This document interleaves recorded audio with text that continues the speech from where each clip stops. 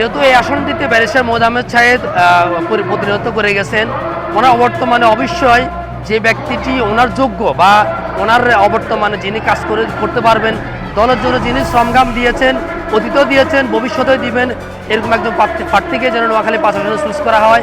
তারেক রহমান সাহেব বিষয়টার খেয়াল রাখবেন, এমন প্রার্থী যেন জনগণের যেন ওনাকে চুজ করে এবং চয়েস করে ওই ব্যক্তি যদি আসে, আমি মনে করবো যে নোয়াখালী 5 আসনে বিএনপির মনে আশা পূরণ হবে এবং তারা স্বাচ্ছন্দ্যে ওই ব্যক্তিকে ভোট দিয়ে নির্বাচিত করতে পারবে। নোয়াখালী 5 আসনের কোম্পানিগঞ্জ এবং কবিরহাটের যে আসনটা, এটা খুবই গুরুত্বপূর্ণ আসন।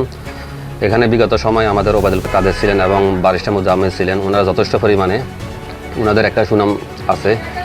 তো আমাদের ইসলাম ফখরুল ইসলাম ভাই, উনি কিন্তু দলের দুঃসময় ছিলেন, সকল নেতাকর্মীদের যত হামলা মামলা শিকার হয়েছে উনি সবাই জন্য যথেষ্ট পরিমাণে সহযোগিতা করেছেন। তো আমি মনে করি ওনার মতো একজন যদি নীতিবান এবং ক্লিন ইমেজের লোক যদি আমাদের নোয়াখালী 5 আসনে আসে, ইনশাল্লাহ আমার দলের অনেক ভালো হবে। তবে আমাদের দল থেকে যাকে নমিনেশন দেয় ইনশাল্লাহ আমরা এটা মাথা পেতে নেব। নোয়াখালী 5 আসনে বিএনপি থেকে প্রার্থী ফখরুল ভাই, উনি খুব ভালো মানুষ। ফখরুল ভাইয়ের কার্যকলাপে আমি ওনারে অনেক কাজে দেখলাম, উনি ভালো ভালো কাজগুলো করে এবং ওনার পিছনে অনেক জনসম্মত সাধারণ পাবলিক অনেক আছে, যার কারণে আমরা ফখরুল ভাইয়ের নোয়াখালী 5 আসনে চাই।